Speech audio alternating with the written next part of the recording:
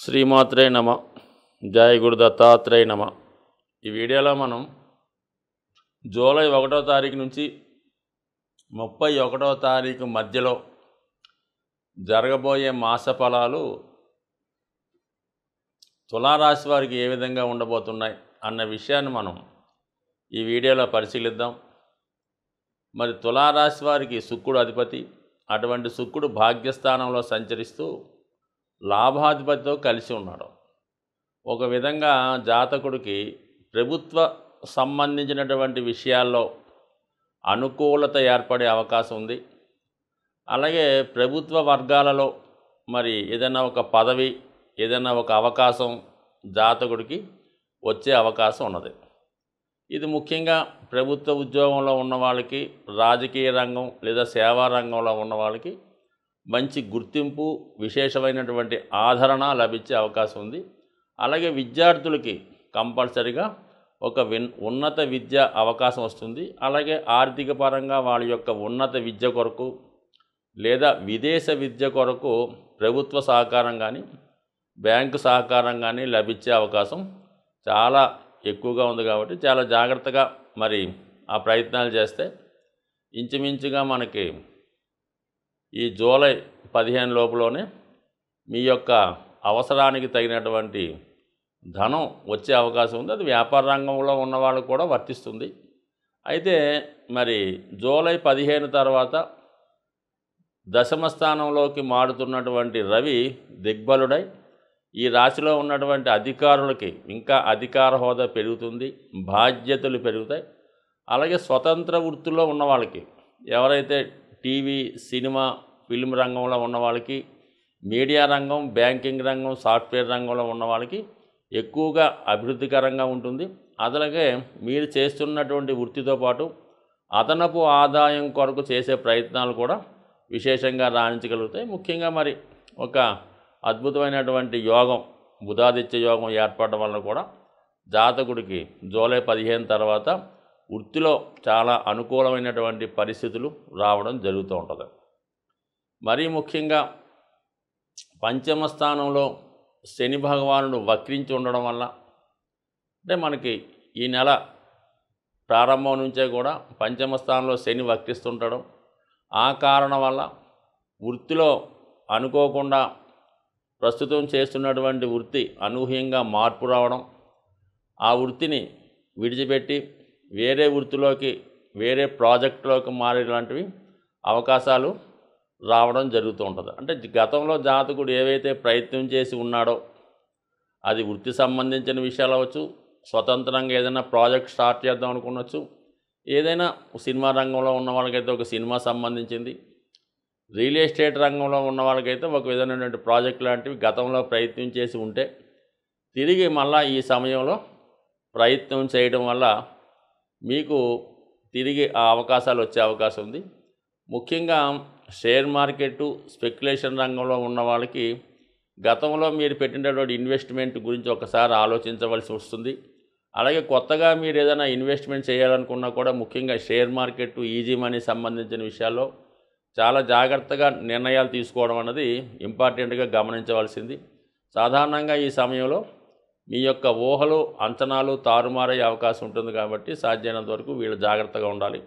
అయితే తులారాశి వారికి ఏంటంటే ఎప్పుడు కూడా చేసిన పొరపాటు ఒకసారి చేశారనుకుంది, అయితే షేర్ మార్కెట్లో డబ్బు పోగొట్టుకున్నారు, లేదంటే జోదంలో డబ్బు పోగొట్టుకున్నారు, లేదంటే పందెంలోనో సినిమాలోనో పోగొట్టుకున్నారు, మళ్ళీ అదే రిపీట్ చేస్తుంటారు అనమాట.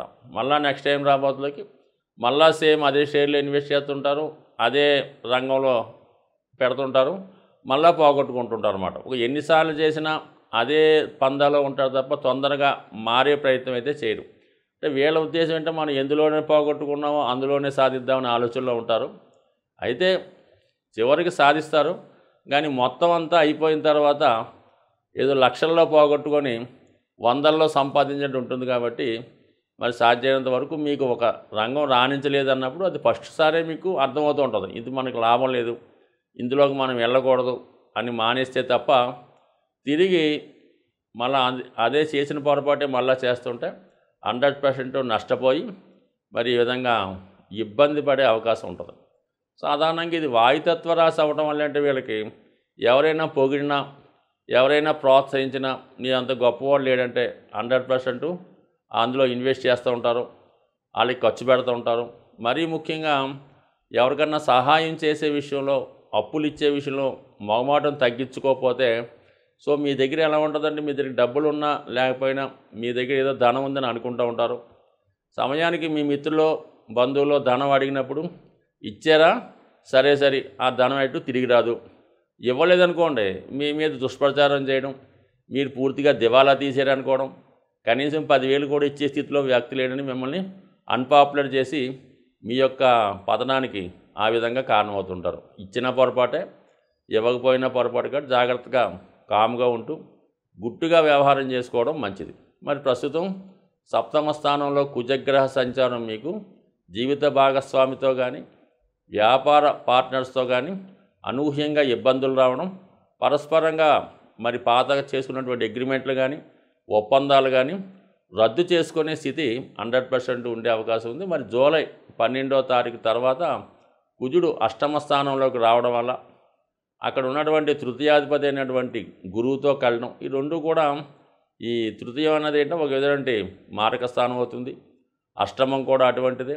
అటువంటి స్థానంలో కుజగురులు రావడం వల్ల ఇబ్బందికరంగా ప్రమాదాలు అయితే జరగవు కానీ అవమానకరమైన పరిస్థితులు ఏర్పడే అవకాశం ఉంటుంది. అంటే ఏదైనా సరే అవమానం అన్నదే ఎక్కువ భయంకరమైనది, ప్రమాదకరమైనది. ఎవరైతే గౌరవప్రదంగా ఉంటారనుకుంటారో వారికి ఇటువంటి అవమానాలు, అనుకోకుండా ప్రెస్టేజ్ ఇబ్బంది పడడం, ఈ విధమైనటువంటి సంఘటనలు జరిగే అవకాశం ఉంది. కాబట్టి సాధ్యమైనంత వరకు ఆవేశపడకుండా సామరస్య ద్వారంలోనే వెళ్ళడం అన్నది మంచిది తప్ప ఏమాత్రం తొందరపడినా చివరికి ఇబ్బంది కలిగే అవకాశం ఉంటుంది. కాబట్టి జాగ్రత్తగా వహించండి. ఏదైనా డాక్యుమెంట్ విషయంలో కానీ, ఆర్థిక సంబంధించిన విషయాల్లో కానీ, ఏదైనా చెక్కు సంబంధించిన విషయాల్లో ఇబ్బందులు వచ్చే అవకాశం ఉంది. కాబట్టి వాటి విషయంలో జాగ్రత్తగా ఉండడం మంచిది. సో ఏదైనా 6లో ఉన్నటువంటి రాహు అంతిమ విజయం మీకే రావడం జరుగుతుంది. ఈలోగా మన పరువు కాస్త పోయి తర్వాత ఎప్పుడో పర్లేదు సారీ అన్నట్టుగా ఉండే అవకాశం ఉంది. కాబట్టి సాధ్యమైనంత వరకు జాగ్రత్తగా వ్యవహరించండి. మోసగాళ్ళని, మిత్రుల్ని అంటే ఉండొచ్చు మీ దగ్గర, అందరూ ఉంటారు, భజన పరులు ఉంటారు, ఉపకారం చేసేవాళ్ళు ఉంటారు, సమయం చూసి వెన్నుపోటు పొడిసే వాళ్ళు ఉంటారు. కాబట్టి ఈ నెలలో మీరు జాగ్రత్తగా వ్యవహరించండి. జాతకాలను నమ్ముతూ గోచారాన్ని ఫాలో అవుతున్న వాళ్ళకి ఈ జూలై నెల ప్రారంభం నుంచే శనిగ్రహం వక్రించడం జరుగుతూ ఉంటుంది. మేజర్ గ్రహాలైనటువంటి శని, గురువు ఎక్కువగా సంవత్సరానికి వక్రించడం జరుగుతూ ఉంటుంది. అది ఒక 4 నెలల నుంచి 5 నెలలు అటు ఇటుగా జరుగుతూ ఉంటుంది. అయితే శని ప్రస్తుతం వక్ర గమనంలోకి మారడం జరిగింది 30వ తారీఖు జూన్ నుంచి. అయితే సాధారణంగా అనుకుంటుంటారు శని ప్రభావం కొన్ని రాశులకే ఉంటుంది, కొన్ని రాశులకి ఉండదు అని అనుకోవడానికి ఏమీ లేదు. అంటే 3, 6, 11లో ఉన్నప్పుడు కొంతమందికి అన్నీ బాగుంటాయి, కానీ అన్ని రాశుల మీద శనిగ్రహ ప్రభావం ఖచ్చితంగా రావడం జరుగుతూ ఉంటుంది.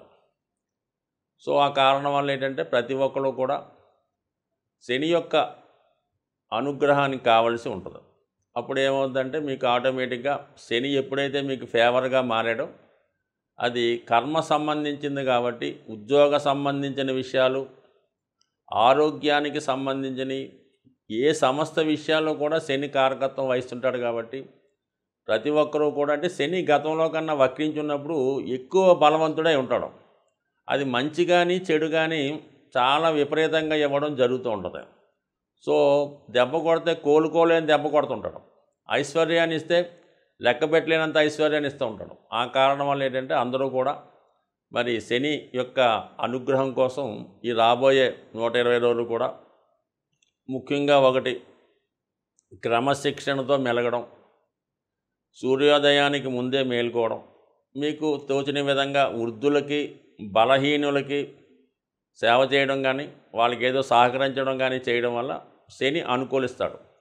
అంటే ఈ విధంగా శని అనుకూలించడం వల్ల ఏ రాశి, ఏ లగ్నం సంబంధం లేకుండా శని అనుగ్రహానికి పాత్రలు అయితే ఇప్పుడు గతంలో ఇచ్చిన దానికన్నా ఎక్కువ ఫలితాన్ని శని భగవానుడు ఇస్తాడు. కాబట్టి సాధ్యమైనంత వరకు మరి ఇప్పుడు రాబోయే కూడా మరి ఆషాఢ మాసం అవనివ్వండి, భాద్రపద మాసం, ఇవన్నీ కూడా మంచి రోజులు కాబట్టి ఒక భక్తి మార్గంలో మంచి మార్గంలో వెళ్ళడం వల్ల మీలో ఉన్నటువంటి దుష్కర్మల్ని చెడుల్ని శని దాన్ని నిర్మూలించే కార్యక్రమంలో ఉంటాడు, వక్రించి ఉన్నాడు కదా. ప్రతి ఒక్కరిని కూడా చాలా వాళ్ళు బూజు దులిపి శుభ్రం చేసే ప్రయత్నం చేస్తూ ఉంటాడు. మరి దానికి మీరు సిద్ధంగా ఉంటే ఏ రాశి వారైనా తొందరలోనే సంస్కరించబడి మంచి మార్గంలో నడుస్తూ తొందరలోనే లైఫ్లో సెటిల్ అయ్యే ప్రయత్నం జరుగుతుంటుంది. కాబట్టి ప్రతి ఒక్కరు కూడా మరి నిజాయితీగా వ్యవహరిస్తూ మరి అందరికీ కూడా మంచిగా ఉంటూ సహాయం చేస్తే 100% ప్రతి ఒక్కరి జీవితాలు కూడా